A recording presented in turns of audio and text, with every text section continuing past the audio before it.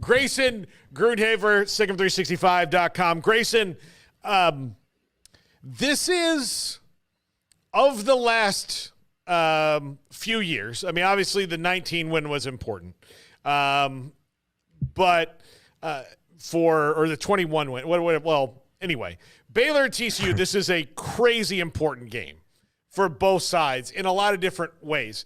This isn't playoff or anything like this, but this is a season, I don't want to say changing win, but like a momentum continuing win for either one of them. There's a lot of nostalgia being thrown all over this thing. There's going to be a lot of tension in the building just because of the rivalry. But I do think for Baylor and for Dave Aranda, this one could be maybe like a double bonus in Mario, like where you hit it and you catch the star. This might be that because it's a rivalry game and it's another win that gets him closer to that bowl game, which then can maybe allow him to relax a little bit and focus on the last 3 games of the season. Definitely. I mean, it's been kind of interesting because Baylor and TCU have played in some pretty important games. Like when you go back and look at it, 2019 was obviously a very important triple overtime win for Baylor. Then you fast forward to 2021, and it's like, Baylor wins that game against TCU, and they're probably in the college football playoff, or at least right there in contention for it. Unable to come up with the win there. And then, of course, in 2022, Baylor had their chance to get a little bit of redemption against TCU and knock them potentially out of the college football playoff. But, of course, it didn't happen. And that's kind of been the story, right, of this matchup is just, Baylor being close a few times, losing, Baylor getting blown out a few times against TCU. And, all in all, they have one win since that 61-58 win back in 2014. So now looking to this one, you're exactly right. I mean, it's very important for both sides. And I think from a momentum standpoint, it's very important, but also from the standpoint of, look at these two teams' schedules going forward. They both have a lot of winnable games coming up. So, if TCU finds a way to win this game, they could be looking at, 8-9, maybe with a bowl game, potentially a 10-win season. And for Baylor, 7-8 wins definitely on the table if they're able to win this game. So yeah, you're exactly right. This could be one of those that springboards one of the teams into a really nice finish to the season. And then on the other hand, the team that loses might be feeling like they've lost some momentum and might not be able to recapture some of that midseason magic that both of them currently have. Yeah, absolutely. So, I don't expect, Grayson, that defense is really going to be like that much of a thing here. It's going to be who can make the key stops, not who can shut somebody down, because these are both offenses that are kind of humming right now, or do when they this kind of matchup kind of plays itself to that. It's going to be about sacks and turnovers and not necessarily yardage. Like who can get a sack and keep a field goal, touchdown to be a field goal. All of those things are going to play in. How do you see the game playing out? Right. I think that there will be a lot of points scored.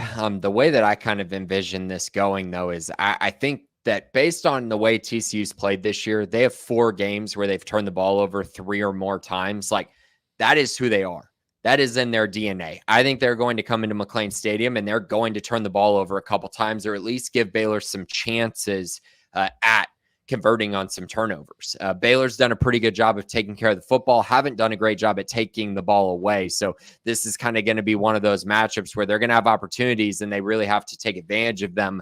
I think if they get a couple of them or enough of them, I think that will hold down the TCU offense just enough to where maybe they can build a little bit of a lead. But I think in general, you're right. The mindset going into this is, Baylor's probably going to be able to move the football quite a bit in this game, should be able to run the ball at a very high level. We've seen the last 2 weeks, they faced the worst run defense and then a run defense that is a little bit better than TCU's in Tex. And Baylor's had a lot of success, averaging 300 yards rushing per game these last 2 weeks. And they've had multiple touchdowns in both games on the ground as well. So I feel pretty good that they're going to have success there. I feel pretty good that Josh Hoover's probably going to throw for 300 yards in this game. The question is, how many turnovers does he have? That's pretty much the question every single week for them. But they have a lot of really talented receivers, and it's going to be hard to keep them from moving the football. So yeah, it's going to come down to a few factors: turnovers, who produces in the red zone, who takes advantage of those chances and converts, those field positions into touchdowns instead of field goals is going to be really important in this one. But it should be a fun one. Yeah, I agree. Both offenses seem to have the edge. I just think Baylor's defense is going to be a little bit more ready for what TCU has than TCU's defense versus Baylor's offense. Grayson, last week I had you on here, and I think or a couple weeks ago I said they need to find like one running back and then piece the other guys in. And that was maybe Bryson Washington against Tech. Then last week, Dawson Pendergrass, who nickname I would like to be the Grass Sassin. If we can get that going, you can add it. You can just credit me. But it is like I've been kind of proven wrong there. They've just got – they've got two guys in particular, and maybe throw in Richard Reese in there. We haven't seen Dominic Richardson in a lot of time because he's been injured, but they can kind of play the hot hand in this offense now, can't they? They definitely can, and that was actually I don't know if I'm going to call it a turning point, but I did feel like the way they were running the football with Bryson was very much, 3 yards here, 4 yards here, 2 yards here. He wasn't doing a great job of letting his blocks set up, but he was getting positive yardage. He ran fine, but once Pendergrass got in the game, you could tell his patience, his vision were really important. He allowed the blocks to get set up. He allowed the offensive line to get to the second level and attack linebackers. He forced the Oklahoma State linebackers to read the gap correctly, which they haven't done all year since they lost Nick Martin. And it was huge for this Baylor offense because, he was literally getting to the second level almost every time he got the football. And that was because of his patience as a running back. And Richard Reese even sprang a couple because of that patience as well. I do think it is a hot hand approach, but I also think, they got quality running backs. And you mentioned we haven't really seen Dominic Richardson much at all. Has been banged up pretty much all year, had the fumble against Colorado, and has just been hurt for a while now. And then you also add in the fact that Storer Robertson's ran so well. So they got so many options in this run game, and I think it's made them really difficult to defend. And then you add in the fact that Sawyer's been throwing the ball so well to his receivers that, it makes them, very versatile. And I think that's really tough to defend in this league, especially if you don't have an elite defense, which Baylor basically faced all of those in the first half of the year. Yeah, they did. They played all the good defenses first part of the year, and now they're getting to the home stretch of their schedule. Grayson, defensively, a guy that you and I haven't talked about in the last couple of weeks, but we need to, is Steve Linton. He was suspended for a game. Since that moment on, he's been playing with a chip on his shoulder, particularly last week. You would have thought that Alan Bowman stole his lunch money. He was out for blood and just all over the field. And Texas Tech saw a lot of talent in him, and it didn't work out there. What has made the light go on finally for Steve Linton? I think a lot of it is just buying in. Right. He went to Texas Tech and had his ups and downs. Of course, his biggest up that season was 3 sacks against Baylor.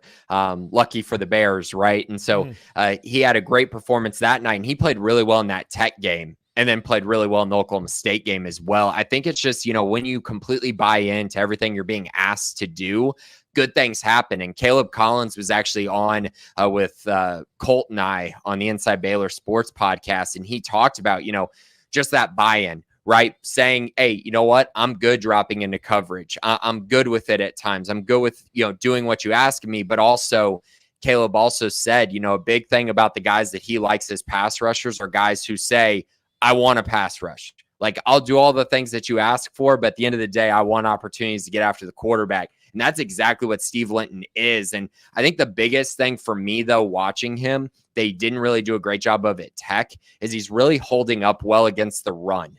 which was the biggest concern. He's gotten a couple tackles for loss in these games. He's, playing with his hair on fire. He's playing fast. It doesn't look like he's thinking. And I think all of that is so huge for a guy that's as athletic as he is. And so, yeah, I think that light bulb is really turning on. He's making a lot of plays, and he's going to be a very important player in this matchup. As we know, TCU does not run the football well. I don't think Baylor's going to really respect them in the run game. And so, therefore, I think some of these guys, Garmin Randolph, Steve Linton, Jackie Marshall, are going to kind of be pinning their ears back and trying to get after Josh Hoover and trying to make his life a little bit miserable and try to just create some havoc in the backfield, because Hoover's really struggled when that has happened. Yeah, he really has. He's the turnover machine. Again, that's the difference. Who's going to create those turnovers? Sawyer Robertson hasn't been immune to that. Josh Hoover is like the most turnover-prone quarterback in the country as we stand right now. Sawyer Robertson's been better over the last month maybe than Josh Hoover has.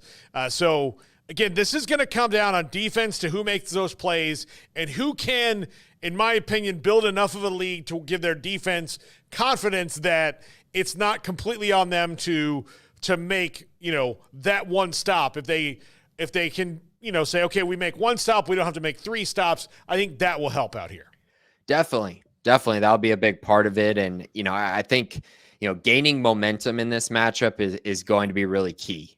These two teams, I think, feed kind of off that momentum. And I think when things go good, both have really shown the ability to kind of snowball on the other team. But then you look at, when things go bad, they can kind of go really bad. And it almost happened to TCU last week, but they were able to recapture some of that momentum against Texas Tech and find a way to win that game. But Baylor, the last couple of weeks, it's just like this momentum that they've been gaining, even within the matchups, within the games, it's really propelled them to kind of eventually pulling away from the teams that they've been playing. And so I'm curious if that happens in this matchup. Obviously for Baylor, there's a lot going into this game, from just the outside perspective, when you look at the 2013, 2014 teams being honored, the ceremony that's going to happen, the celebration that's going to happen, and then, a blackout game, the first official one since 2014 or 2016, I guess. And so, yeah, I mean, it's been a long time since they've been able to, have this moment. And so now it's just about, can this team get ready for that moment and live up to the hype and play up to that moment against a team they frankly have not had any success against, really, and have been totally dominated by over the last decade. And Baylor's going to have to recapture some of that, and they got a great opportunity to do it in front of what should be the best crowd of the season. And honestly, it better be the best crowd of the season if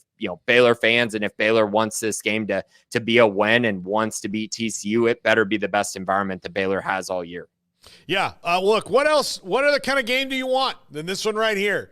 All the marbles against your biggest rival. Grayson, what is something you are maybe looking for in this game that's not maybe out on the surface that people should look for? I think that the way that Sawyer Robertson is playing right now is something that I know people have talked about it, but like the level that he's playing at, when you look at QBR is not the greatest metric in the world, but it does assess how you're performing game in and game out.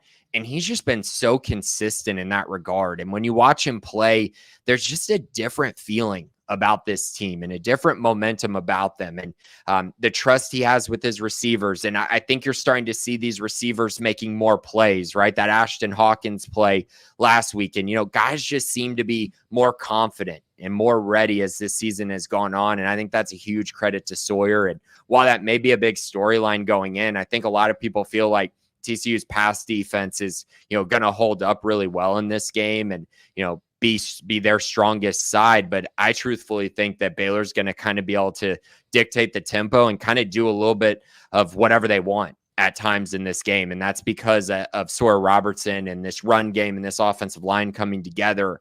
I think it just truly is about that for this offense, the momentum that they're gaining. It's really fascinating to watch. It's not very often that you see an offense completely shift from one half of the season to the next.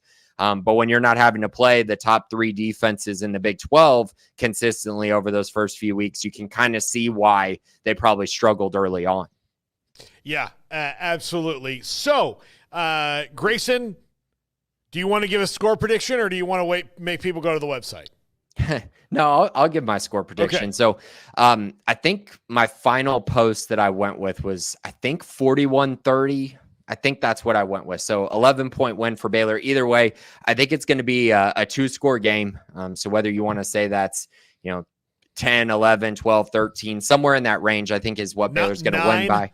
Could be 9. 9-2. Yeah, 9 as well. So somewhere in that range, two-score win for Baylor. I think the turnovers are going to be a huge problem for TCU. I think Baylor's offense is going to score a lot. And frankly, I think it could be a game where Baylor's up by 3 scores for some of this game, and TCU kind of just tacks on, not garbage time touchdowns, but, some kind of later touchdowns that maybe don't matter as much to in the grand scheme of the game. I just think that's the way this is going to play out. I think there's going to be a great electricity in the building. I think Baylor's going to start fast in front of what's going to be a great crowd, a great environment, a environment that truly is ready to explode, I think, because of the 2013, 2014 teams. I mean, people forget how loved those teams are. I mean, Baylor fans truly do love those teams. I think people will be at that game just for that. And you get a real opportunity to show them, this is the new Baylor football. This is us trying to get back to the success that we had during that time period. And so, again, I think there's just going to be a lot of energy in the building. I think Baylor's going to put together a very complete performance, and TCU's turnovers are going to, I think, really hurt them at the end of the day. All right. Grayson Grundhoefer, Sic'Em365.com. Subscribe, read him,